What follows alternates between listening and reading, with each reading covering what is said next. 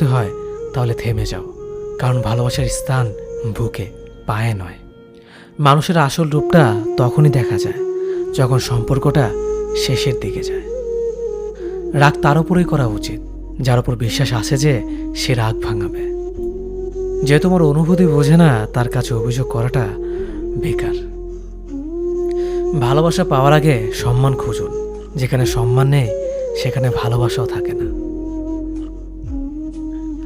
আকাশ দেখে বোঝা যায় দিন কেমন হবে, ফুল দেখে বোঝা যায় তার সুবাস কেমন হবে, মেঘ দেখে বোঝা যায় বৃষ্টি কেমন হবে, কিন্তু মানুষ দেখে বোঝা যায় না তার মনটা কেমন হবে।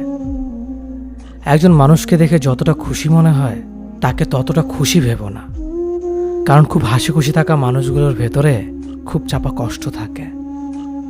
কষ্ট তো তখনই হয় যখন কেউ অনেকটা কাছে এসে আবার দূরে চলে যায়। কাউকে বিশ্বাস করলে ঠকতে হবে, এটাই দুনিয়ার নিয়ম।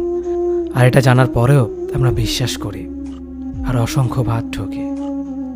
মানুষ যাকে বেশি ভালোবাসে তাকে বেশি সন্দেহ করে।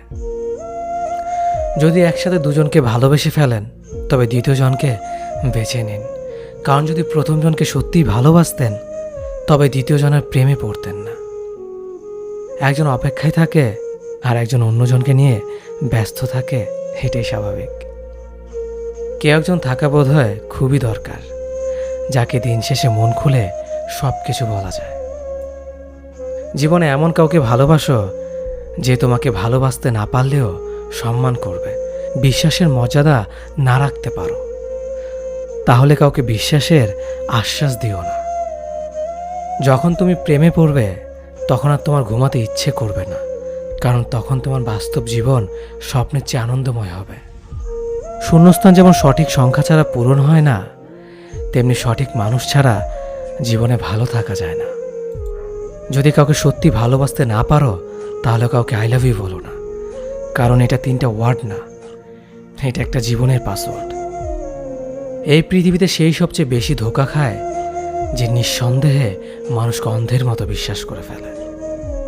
কিছু হারিয়ে গেলে যা কষ্ট হয় তার চেয়ে বহুগুণ বেশি কষ্ট হয় কেউ বদলে গেলে।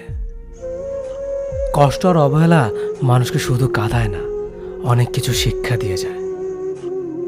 যে যতই প্রিয় বা কলিজার টুকরা হোক না কেন, মন খারাপের সময় কাউকে পাশে পাওয়া যায় না। কিছু মানুষ সব কিছু পেয়েও সুখী নয়, আর কিছু মানুষ কল্পনাতে সুখ খুঁজে নেয়। সম্মান যদি করতে হয় তাহলে গুণ দেখে করো, ধন সম্পত্তি দেখে নয়। বিশ্বাস যদি রাখতে হয় তাহলে নিজের উপর রাখো, অন্যের উপর নয়। বিয়ে যদি করতে হয় তাহলে চরিত্র দেখে করো, রূপ দেখে না।